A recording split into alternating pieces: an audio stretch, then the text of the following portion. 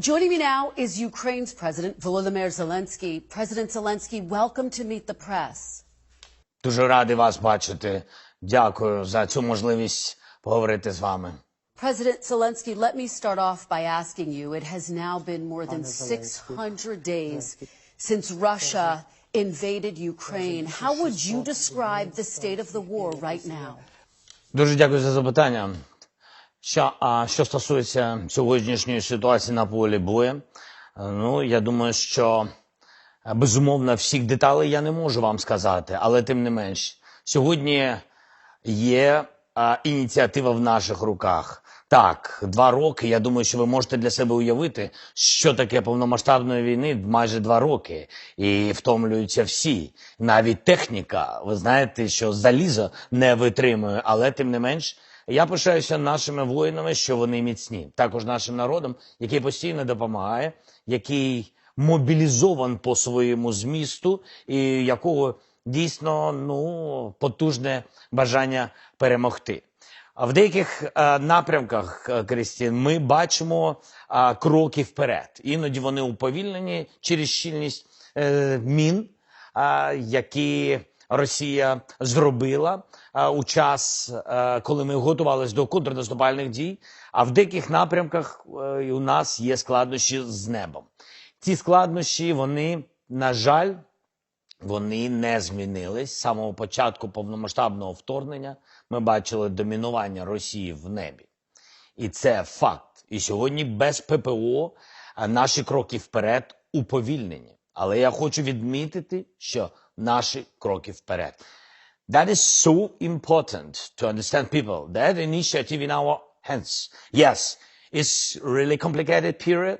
It's understandable that there are different voices in Europe, in the United States. But you have to know that we are going forward, step by step. If we can have air defense, and I address it to all partners in the world, I'm thankful for their help, but they have to know, and you have to know that Russia controls the sky all these years by the drones, by the jets, by the air defense. You know that we have big deficit with air defense. But I can give you one example about Black Sea.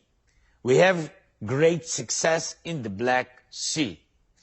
Even after Russia blocked the Black Sea and canceled our grain corridor, grain initiative, by the way, we helped by this corridor to countries of Asia, countries of Africa to manage the hunger. And I think that was very important, crucial. And when Russia canceled it because they had the initiative in the Black Sea, they blocked Black Sea. Now we really defeated it. We really defend our Black Sea, and Russian fleet been destroyed by our ammunition. And now Russia doesn't control fleet. That means that we used all ammunition, sea drones and air defense to defend this region. It's very important. That was a signal that we can manage this war, even against such terrorist organization like Kremlin. And we did it. And now our grain corridor, the new one, the new route, parallel route, works well. Yes, with the challenges, with the rockets, Russia attacks this corridor, this humanitarian mission. But anyway, we managed it and it worked. The same on the front line. Christian, I'm sorry that I'm using so many details, but I want you just to understand what really goes on. On the front line, that is not the secret, and I want to share with you. We don't have air defense. That's why Russia controls the sky. When we will get air defense from our partners, what will be our ammunition? Troops will run forward. It will be more quicker because we can't spend our people. It's not bodies, it's real people. It's humanity. We can't spend it like Russia doing. Like, their attitude to their soldiers like to the meat. I'm so sorry. But we can't do it. That's why we have to move. But if they control all the sky, till those moments when we will get air defense. If they control, we can't move quickly forward. And the last point, what I want to tell you about the air defense, I'm sorry, just to close this moment. I'm very thankful to President Biden, to our European partners, to Chancellor Scholz, and some other our Nordic partners. They gave us air defense. And when they gave us, and 1 year ago, we could manage air defense in some cities in our country, now we see the growing economy. This year, 5% growing economy. IMF, World Bank, everybody recognized it. It means that people could come back to Ukraine with their children. They come back from Germany, from Poland, Slovak Republic, because they needed too much to come back and have some secure, to have some air defense. So the key is air defense. President Zelensky, to follow up with you on that point, is that your ask of the United States and other allies, more air defenses? What is your top ask right now? Yes, very much. That is my main message, to give me possibility to compare our power with Russia in the sky. That is about F-16, but we should wait. We have to wait F-16, long period of time because of training mission, because of jets and etc. But air defense, more quick stage, more quick step forward to the victory. And of course, I communicated with President Biden, and we decided our teams to work on the very important issue, not to give us air defense, because that is a deficit in the world. Yes, but to produce together. It will be important also for companies, for American companies, and it will be important for us, because it's jobs, and it's not, because that air defense is very expensive, but we don't need presence. We need to save our country. That's why one of the ways is to co-produce air defense.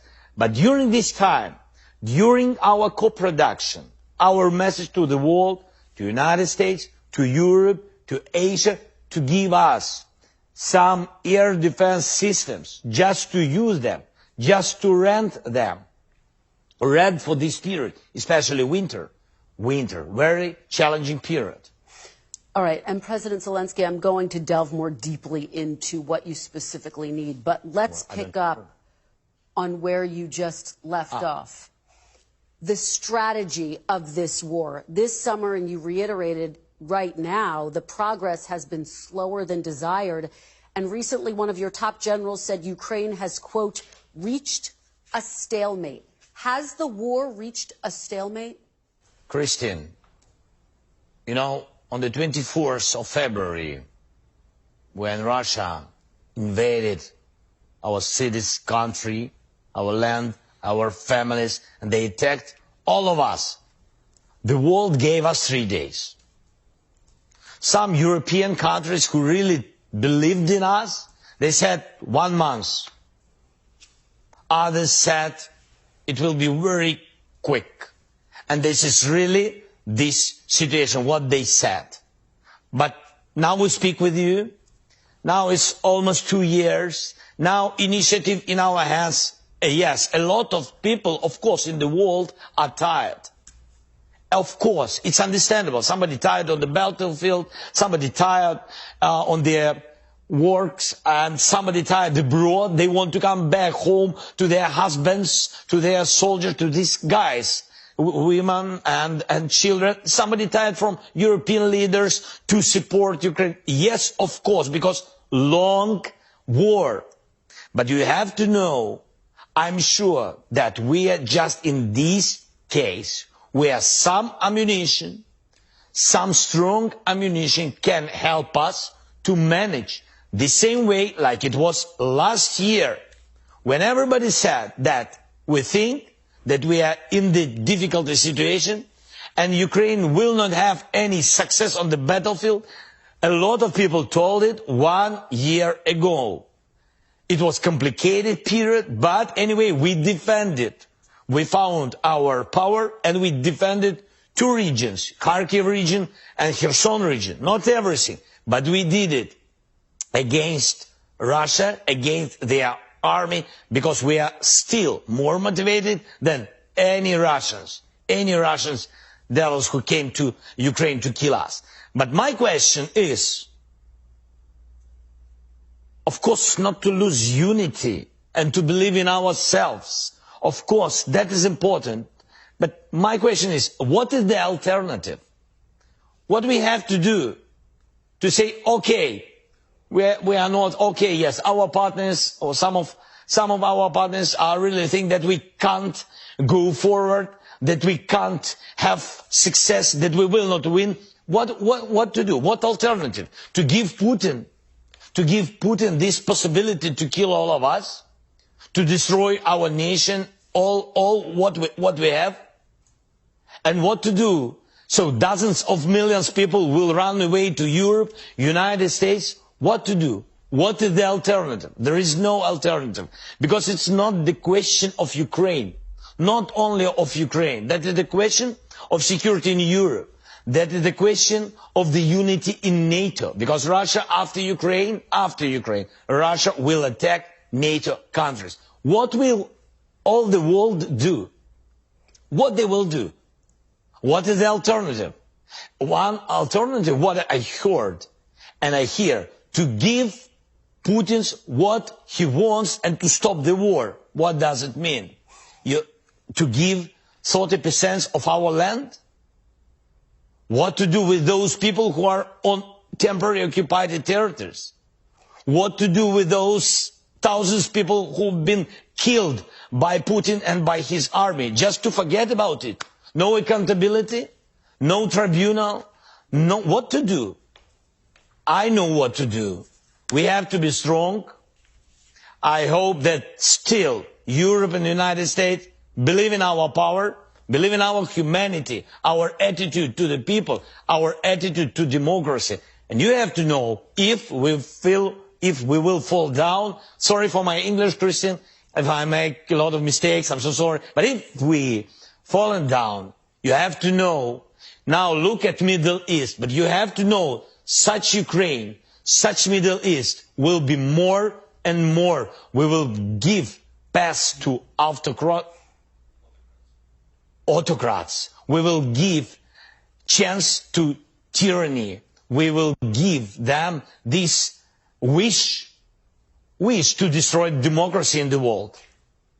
That is the way. That's why I don't see for today, I don't see any alternatives. I really believe in unity in the world, in the support the world of Ukraine and democracy, and I really believe and trust our people and our soldiers. President Zelensky, your English is very clear, in fact, and we appreciate very much your speaking in English, so thank you. Let me follow up with you. I hear you rejecting the characterization by your top general that this is a stalemate. Are you changing strategies, as has been reported? Я вважаю, що сьогодні дійсно складна ситуація. Я не вважаю, що це патова ситуація. Це такий, знаєте, шах з боку армії Росії. Але до цього ми зробили так само. Ми були в такій складній ситуації. Вони вважали, що вони нам поставлять мат, але все це не відбулося. Навпаки, ми забрали ініціативу в свої руки. Зараз Росія хоче зробити цей шах. Зараз Росія атакує нас на сході нашої держави, втрачаючи тисячі людей і сотні одиниць техніки. Ми ж це не бачимо. Але на Авдіївському напрямку за останні тижні 200 одиниць техніки. Десятки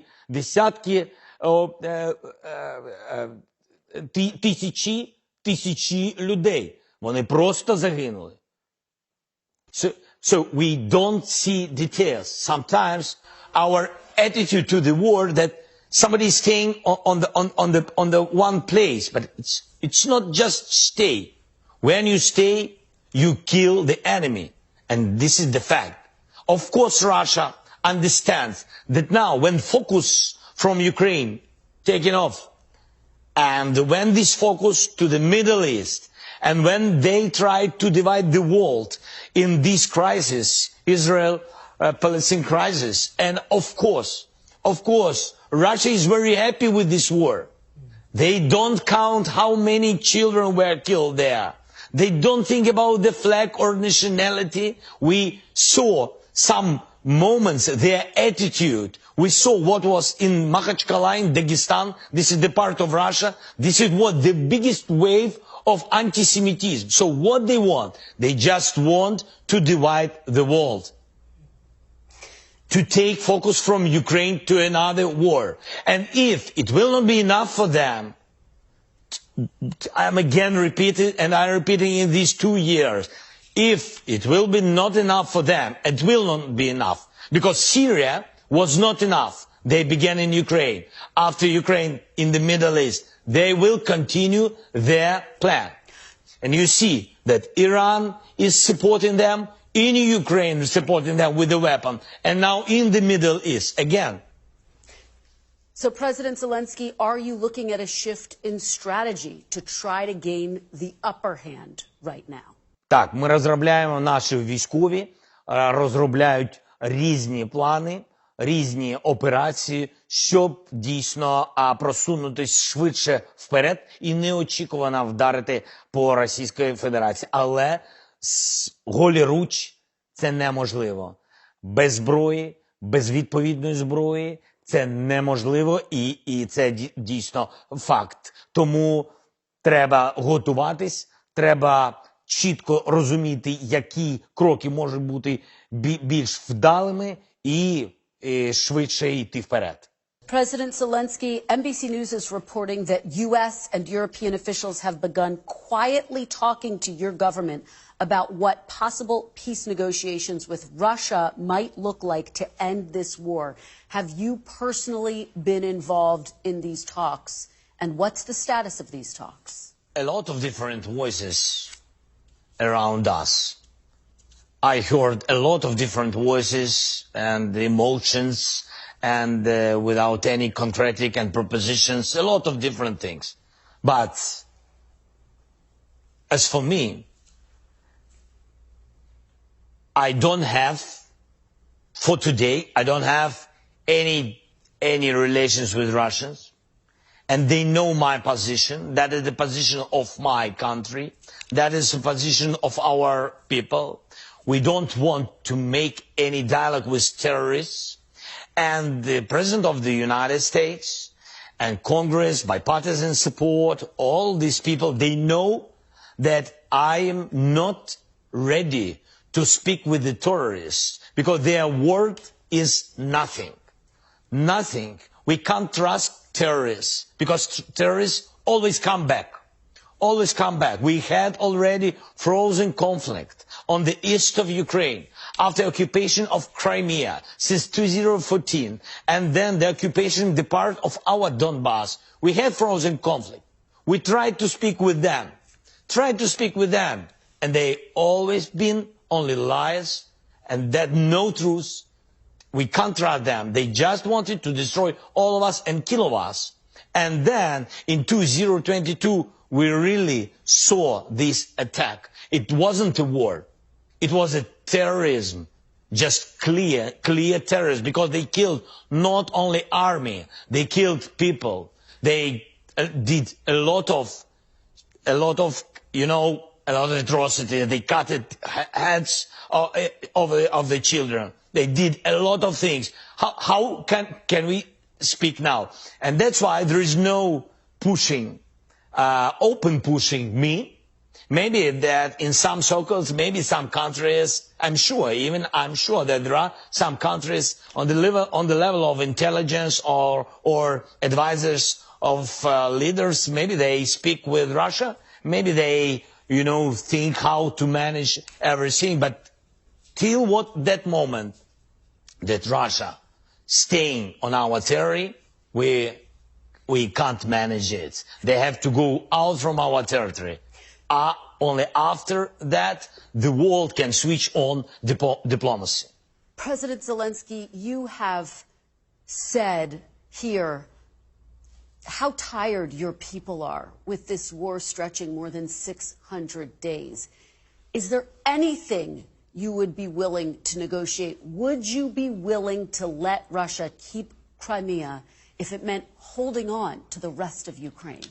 По-перше, я хочу сказати, втомленість є, але ми не говоримо про весь народ України. Повірте мені, втомленість є від будь-яких процесів, які продовжуються або затягуються. Повірте мені, ніхто настільки не втомлений, щоб уступити терористам Російської Федерації, щоб віддати їм наше життя, нашу свободу, нашу демократію. Вони не дочекаються такої втомленості. Я сказав, так, є втомленість, є у людей, є у когось. Це зрозумілі речі, але в цілому наш народ готовий відстоювати, як це було в перші дні, відстоювати свої права на життя. Тепер, що стосується в будь-якому форматі говорити про мир. Ми хочемо говорити про мир. Ми хочемо говорити з людьми, які поважають закон, міжнародне право, статут ООН, життя, права людей. Розумієте, не з тиранами, а з реальними людьми, які готові до контакту, готові до діалогу. Але, вибачте, не під пулями, не зі зброєю у наших голів. Ні, спочатку Російська Федерація повинна вийти з нашої території, а потім ми повинні задіяти дипломатичний майданчик. До речі, наша формула миру – гарний майданчик. Рік тому ми запропонували 10 пунктів формули миру. На останній зустрічі в Мальті на рівні on the level of advisors in Malta, we had almost 66 countries who supported this meeting, who discussed first 5 points of 10 points peace formula.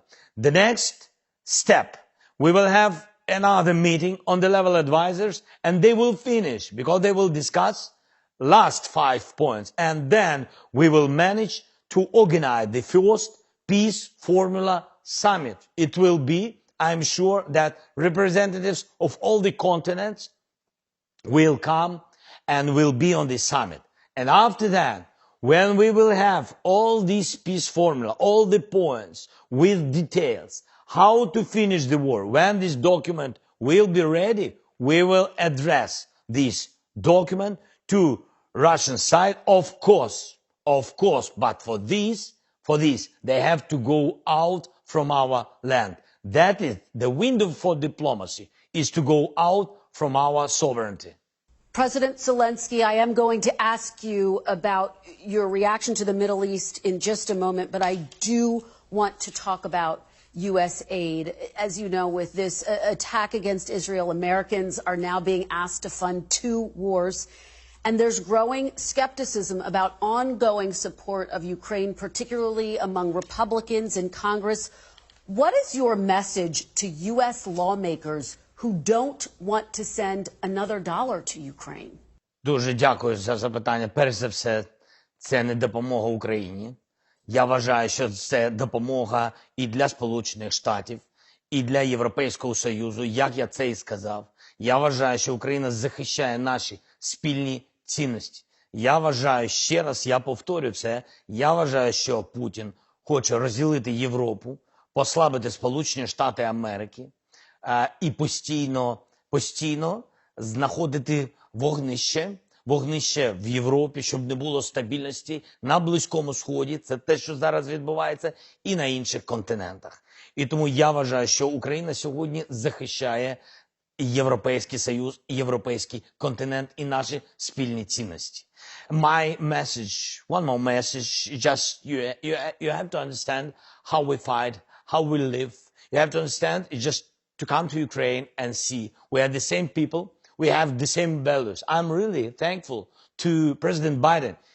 By the way, he was here, and I think he's strong man, and he was in historical moment. He's a hero because he was in those moments under Russian missile attack, but he was here. And he understood more about Ukraine. Yes, he knew Ukraine even before this invasion. Yes, he knew, but he understood the heroic attitude Ukrainians to democracy, to their people, to their houses, to the families. And he understood, he began more strongly to help us. And I'm also thankful to Congress. I had opportunity to address to Congress 2 times, and really Congress and the bipartisan support was very important in very important moment. Now, it's a very important moment not to lose the will, not to lose this strong position, and not to lose your democracy. Please, it's very important. Now you don't send your soldiers, God bless. Don't send your daughters and sons to other NATO country. Because if Russia will kill all of us, they will attack NATO countries, and you will send your sons and daughters. And it will be, I'm sorry, but the price will be higher. That is my signal. And believe in democracy, believe in Ukraine. So that's it. President Zelensky, talk to the American people. As you know, they are dealing with high prices here at home. Should Americans be expected to fund the war in Ukraine indefinitely? No, нам не потрібно без кінця фінансувати цю війну. Like I said, we had a gap, 40 billions in our budget. We had this big gap, and Americans should know that it's true that Europe gave us 18 billions came from EU, from this gap, 40 billions. And United States also helped us, but not only United States. I appreciate and we count on your support. But you should know the people of United States have to respect also the people of Europe. They helped a lot with money and with military. And you should know that with some ammunition, like air defense, I'm sorry that I am repeating this message, but it's real words. It's not messages. It goes from me, from the battlefield, from just soldiers and commanders who are not in the cabinet. They are on the front line. But believe me, now each day, our population is bigger. People come back.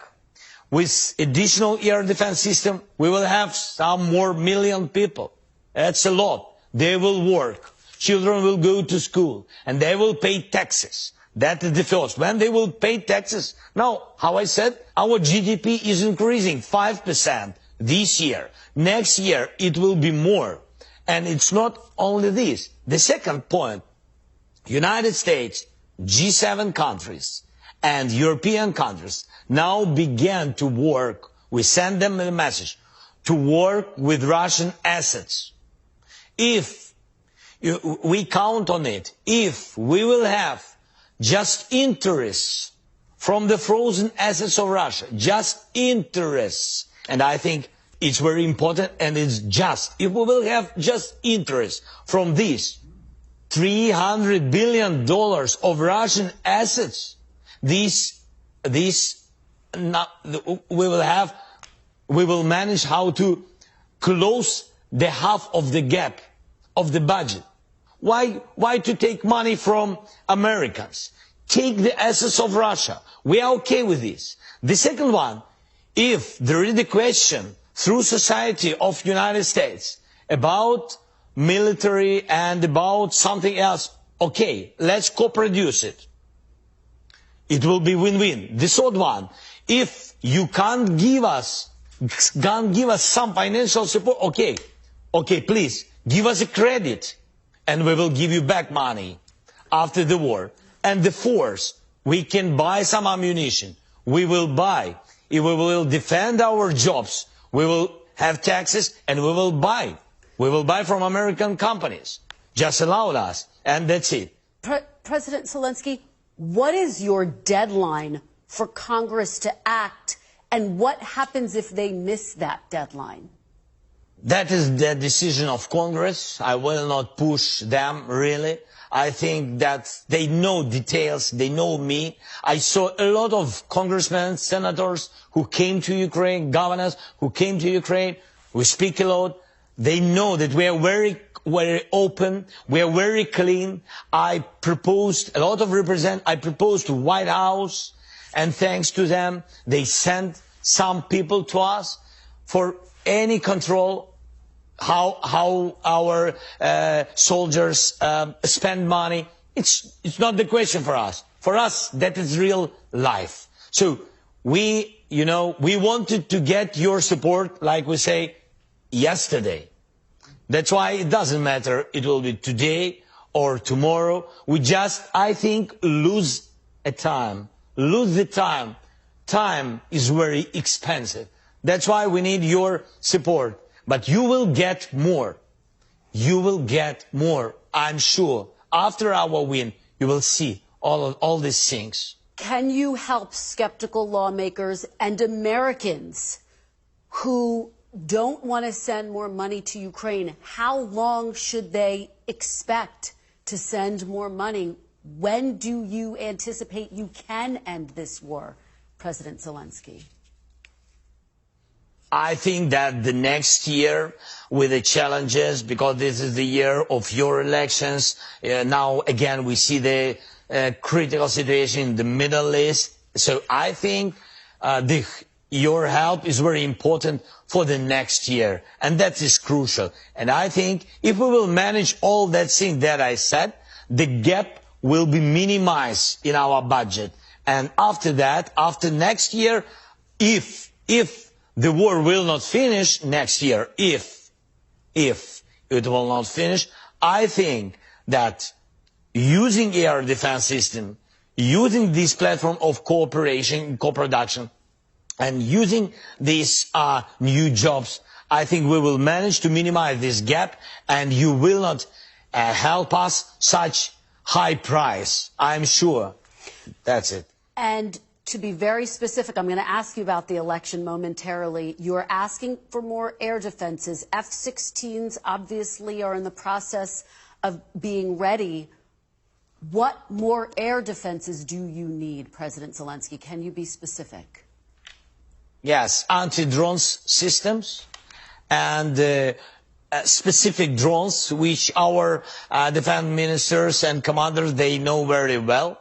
That's drones which can attack enemy, and also drones which are intelligence, and they provide intelligence. So these all specific things we begin to produce. You also have to know that we begin to produce thousands and thousands of them. But this is another period of time, another technology war. That's it. We need, millions of such, things. That's why from this side, we need your help. But also, what your soldiers, commanders, what they shared with us, that there is a lot of, things, specific things which they learned from our intelligence and our soldiers. And they really have this knowledge, and they really took this knowledge from us, how to fight on the sea with the specific sea drones which we produced, and with everything in real war, in practice. And they took this knowledge. Of course, we gave this knowledge to our partners, and they took this knowledge to the United States. And this is very important for safety, for secure, for the future, to have it. President Zelensky, former President Trump, who is the GOP frontrunner, has said that if he is reelected, he could end this war in 24 hours. What is your reaction and message to former President Trump about that? Former President Trump said that about 24 hours that he can manage it and finish the war. For me, what can I say? So he's very welcome, first of all. President Biden was here, and I think he understood some details which you can understand only being here. So I invite President Trump, if he can come here, I will need 24 minutes, not more, 24 minutes to explain President Trump that he can't manage this war. He can't bring peace because of the Putin. But always we have if he is not trying, and if he is not ready to give our territory for this terrible man for the Putin. If you are not ready to give it, if you are not ready to give our independence, he can't manage it. Yes. He's very welcome. He's welcome to come to Ukraine. Other presidential candidates have obviously come to Ukraine as well. Have you had any contact with former President Trump since he left office, President Zelensky? No. That's why he's very welcome. To repeat our tradition, which was when he was the president. Do you think he would have Ukraine's back if he were to be reelected? I don't know. I don't know. I hope that it depends not only on presidents institutionally. I think it depends on the opinion of Americans, of your society. I think that is most important. I think it's important in the United States and EU, the attitude of just ordinary people. It's their support, it's their money, it's depends on them. And they, after they are sure in Ukraine, I know that they support Ukraine, love us, and really they understand our so difficult war against Russia.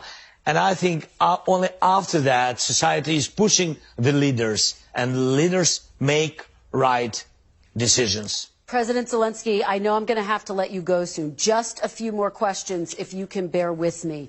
There are reports that you plan to visit Israel. Is that true, and what will your goal be?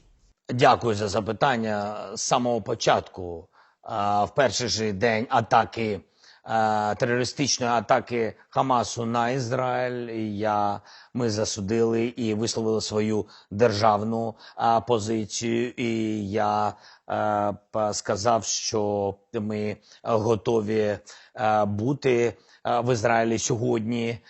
Складно мені сказати, тому що я президент в державі, іде війна. І ви знаєте, що на полі бою у нас сьогодні дуже гаряче. І тому мій візит туди залежить від багатьох речей. Скажу вам відверто, перше, це те, що буде у нас тут на полі боя, тому що від цього залежить життя людей, які на полі боя. І друге, це залежить від того, чи можемо ми забрати своїх громадян України, які сьогодні заблоковані. І якщо ми можемо їх забрати, і якщо для цього потрібно, щоб я був, де б це не було, в Ізраїлі, в Єгипті, куди відпустять наших людей, то тоді я полечу. Якщо це можна зробити без мене на рівні дипломатів наших команд обох держав, то вони це зроблять. Do you believe Israel is following international law? Дивіться, знаєте, я вам скажу відверто, ми сьогодні дивимось на цю ситуацію, немов на щось нове. А це абсолютно не нова ситуація. Це вогонь, як я вам і сказав, який вже десятиліття між Ізраїлем і Палестиною. І в цей вогонь іноді кидають сірники. І я впевнений, що за цим, за спонсоруванням Хамасу стояла Росія і стояв Іран. Ось що я вважаю. Ось хто винен. І коли ми говоримо про правила, про закон, тощо, да немає. Коли наступають терористи, немає ніяких законів. Все поза законом. Все є, всі спасають своє життя і воюють проти ворога всіми силами, які вони є. Перше, щоб закінчити цю війну і сісти за стіл перемовин до дипломатичної, треба закінчити з позиції тиску Росії і Ірану. Треба визнати, що ці дві країни стоять за цими процесами. Я б ще назвав би Північну Корею, тому що нещодавно ви бачили, скільки на території Гази було знайдено північно-корейської зброї. І це абсолютний факт. І це складно, абсолютно складно. Головне в тому, що якщо терористи наступають, якщо терорист атакують, якщо вони відрізали голови, ти маєш повне право на захист людей і на захист своєї держави. Але ми повинні зрозуміти, якщо ми можемо відкрити гуманітарні коридори, забрати полонених, допомогти людям, які не приймають участь, ми повинні всім світом це робити. Ось що повинна і всім світом робити все, щоб зупинити цю війну. Let me just ask you about anti-Semitism, President Zelensky, because you've been so powerful on this. Do you see this as gaining global strength right now? Так. Це те, чого хотіла Росія і Іран. Я вважаю, саме цього, саме того, що вони знають, як це працює. Світ це бачив. Світ бачив вже у часи Другої світової війни. А антисемітизм набирає силу. Іноді люди навіть не розуміють, що таке антисемітизм. Вони не знають, що це таке. Просто це вогонь, в який, ще раз підкреслюю, кинули сірники.